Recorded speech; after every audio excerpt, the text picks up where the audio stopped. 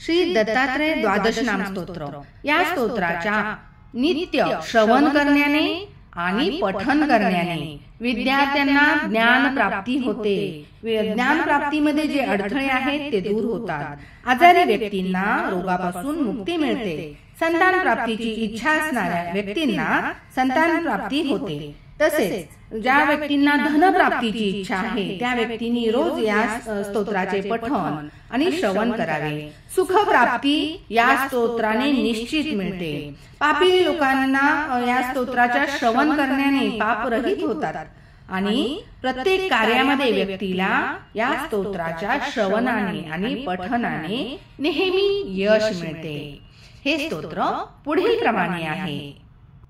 श्री दत्तात्रेय द्वादश नाम स्तोत्रम्. श्री गणेशाय नमः.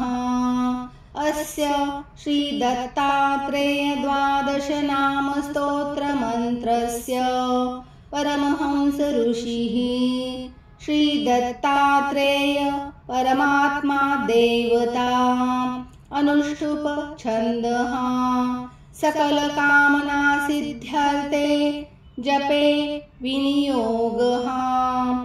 प्रथमस्तु महायोगी द्वितीय प्रभुरीश्वरः तृतीयश्च त्रिमूर्तिश्च चतुर्थो ज्ञानसागरः पंचमो ज्ञानविज्ञानम् षष्ठस्यात् सर्वमङ्गलम् सप्तमः पुण्डरीकाक्षो अष्टमो देववल्लभः नवमो नन्ददेवेशो दशमो नन्ददायकः एकादशो महारुद्र द्वादश करुणाकरः.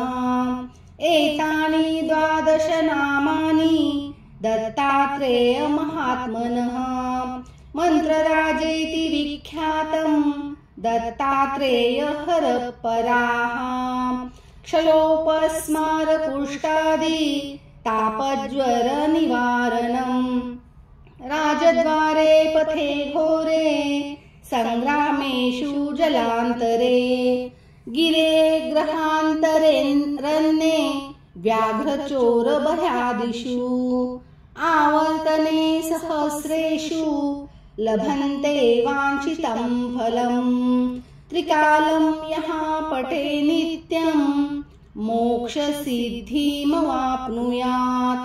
दत्तात्रेय सदा रक्षेद्यश सत्यं न संशयः.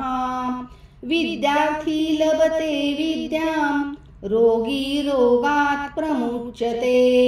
अपुत्रो लभते पुत्रं दरिद्रो लभते धनम्.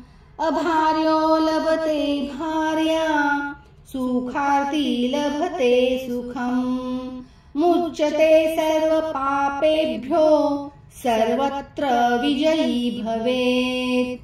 इति श्री दत्तात्रेय द्वादश नाम स्तोत्रम् सम्पूर्णम्. श्री दत्तात्रेयार्पणमस्तु.